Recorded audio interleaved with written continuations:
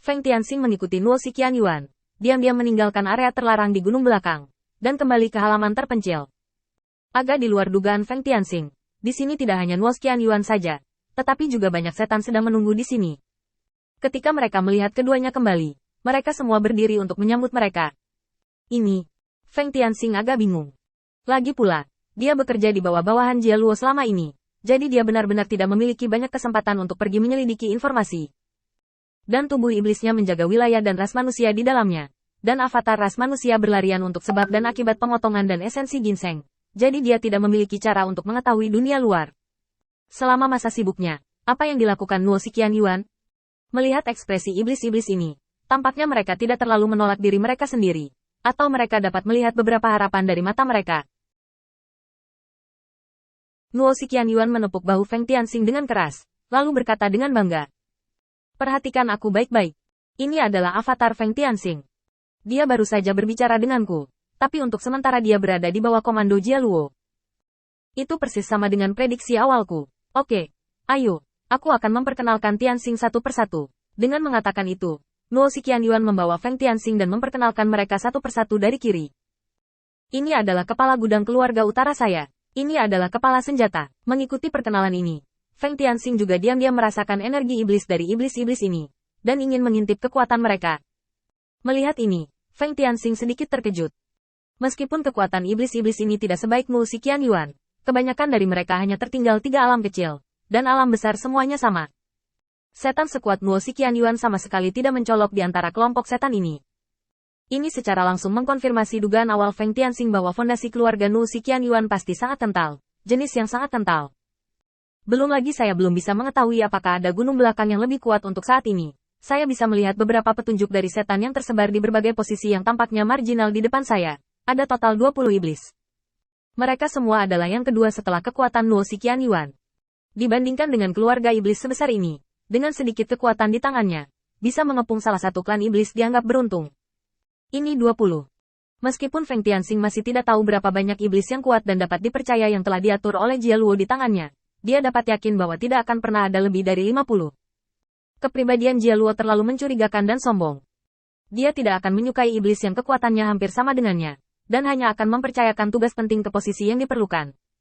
Dan tidak banyak posisi seperti itu, dan 50 adalah angka yang paling banyak ditebak. Dalam hal kekuatan teratas, pasti pasukan koalisi dari keluarga iblis besar ini lebih kuat, tetapi kekuatan tempur teratas yang sebenarnya sekarang bergantung pada Jia Luo. Tetapi jika ada karakter kuat yang muncul di masa depan, itu akan menjadi masalah yang berbeda. Semua orang duduk secara berurutan sesuai dengan kekuatan mereka, dan Nuo Qianyuan mengajak Feng Tianxing untuk duduk di kursi utama bersama, lalu mulai berbicara. Kalian semua telah melihatnya, Feng Tianxing memang seperti yang aku katakan, hanya karena penindasan Jia Luo dia harus berkompromi, semuanya hanya sementara. Sekarang kita juga bisa mengobrol dengan sekutu kita tentang pencapaian kita. Tianxing, meskipun kamu tidak di sini selama ini, saya telah berbicara dengan beberapa keluarga besar yang penting, dan kesadaran untuk melawan Galuh telah dipadatkan kembali. Hingga saat ini, sudah ada aliansi pribadi, dan secara keseluruhan itu adalah hampir dalam kekuatan puncak. Aspek lain baik-baik saja, terutama dalam hal kecerdasan, kami memiliki keunggulan besar. Tapi saya tidak tahu bagaimana mengambil langkah selanjutnya. Apakah Anda punya saran bagus?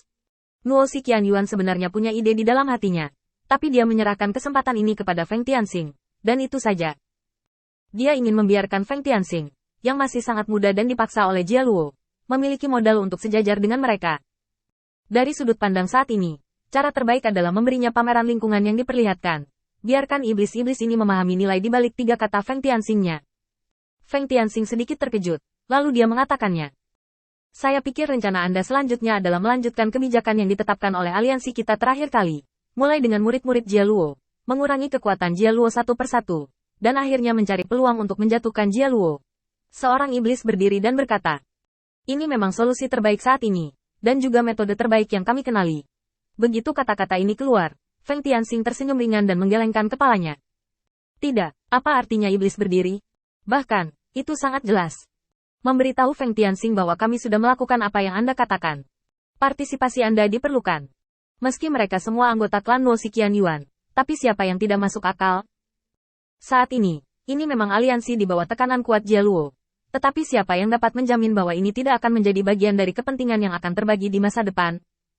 Pada saat kritis ini, jika ada satu Feng Tianxing lagi, manfaat yang dapat dicapai oleh iblis-iblis ini di masa depan akan berkurang. Meski secara proporsional, pengurangannya tidak tinggi, tapi volumenya terlalu besar. Bahkan 100 kehilangan 1/5 sangat besar.